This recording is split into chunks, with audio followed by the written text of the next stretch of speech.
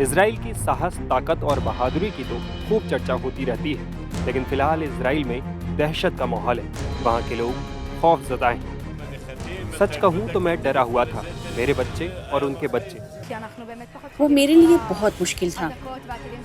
मुझे लगता था कि यरूशलेम में हम ज्यादा सुरक्षित हैं, क्योंकि ये युद्ध क्षेत्र से काफी दूर है। मैं उम्मीद करता हूँ कि ये आखिरी बार है और मुझे उम्मीद है कि इजराइल जल्द ही मुंहतोड़ जवाबी कार्रवाई करेगा।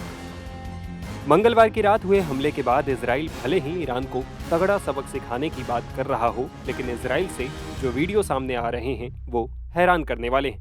वहां के लोग डरे सहमे नजर आ रहे हैं। ये वीडियो इजराइल पर ईरानी हमले के वक्त का है, जब ईरानी मिसाइलें इजराइल के लोगों के लिए मौत बनकर आ रही थी। तब ये खौफजदा लोग बंकरों में शायद यही दुआ कर रहे होंगे कि ये रात उनकी आखिरी रात ना हो। वैसे तो इजराइल के डिफेंस सिस्टम ने ईरान के ज्यादातर मिसाइलों को हवा में ही नष्ट कर दिया, लेकिन कुछ मिसाइलें इजराइल के रिहायशी इलाकों में भी गिरे।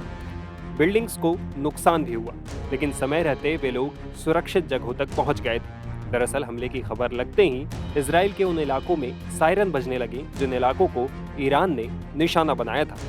चेतावनी मिलते ही लोग बंकरों की तरफ जान बचाकर भागने लगे।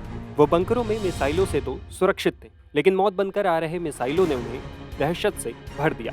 हमले के करीब 12 घंटे बाद आम दिनों की तरह वहां मार्केट भी लगी, लोग सड़कों पर भी निकले, लेकिन उस खौफनाक रात की दहशत अब भी लोगों के अंदर है। स्थानीय लोगों ने अपने अंदर बैठे इस डर के बारे में बताया है। सच कहूँ तो मैं डरा हुआ था, मेरे बच्चे और उनके बच्चे। जब हर बार मैं उन्हें देखता वो बहुत डरावना था, लेकिन ईश्वर का शुक्र है, ये सब इस सृष्टि के रचयिता का चमत्कार है।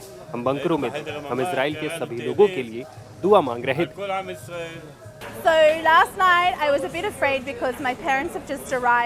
बीती रात मैं बहुत डरी हुई थी, क्योंकि मेरे पेरेंट्स कुछ समय पहले त्योहारों के लिए ऑस्ट्रेलिया से आए हैं।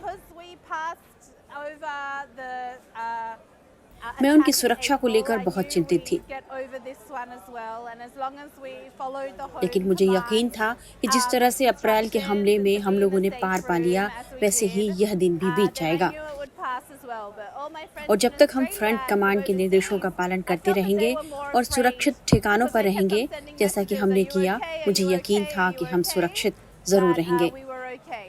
היה לי ממש קשה, אני מרגישה שבירושלים אני מרגישה נורא מנותקת מהסיטואציה, כי אנחנו באמת פחות... वो मेरे लिए बहुत मुश्किल था।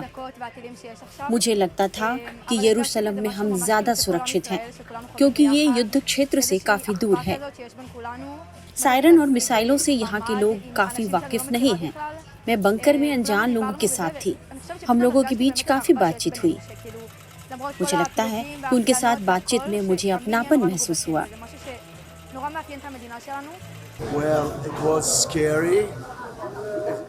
निश्चित तौर पर वो डरावना था, खास तौर पर बच्चे रोने लगे थे, लेकिन वो बीत गया। ये कोई पहली बार नहीं था। मैं उम्मीद करता हूँ कि ये आखिरी बार हो, और मुझे उम्मीद है कि इजराइल जल्द ही मुंहतोड़ जवाबी कार्रवाई करेगा। बता दें कि इजराइल पर ईरानी हमले के बाद पश्चिम एशिया या मिडिल ईस्ट में बड़े युद्ध का खतरा मंडरा रहा है। ईरान के सहयोगियों पर इजराइल के लगातार हमलों के बाद मंगलवार की रात को ईरान ने भी प्रतिक्रिया दी। हिजबुल्लाह प्रमुख हसन नसरुल्लाह और इस्माइल हानिया की मौत का बदला लेने के लिए दागी गई मिसाइलों से इजराइल को ज्यादा कुछ नुकसान नहीं हुआ, लेकिन अब इजराइल भी इसका जवाब देने को तैयार है और माना जा रहा है कि कुछ ठिकानों को चिन्हित भी कर लिया गया है। इजराइल का मुख्य निशाना परमाणु ठिकाने, यूरेनियम खदाने, सैन्य ठिकाने और रिसर्च रिएक्टर हो सकते हैं।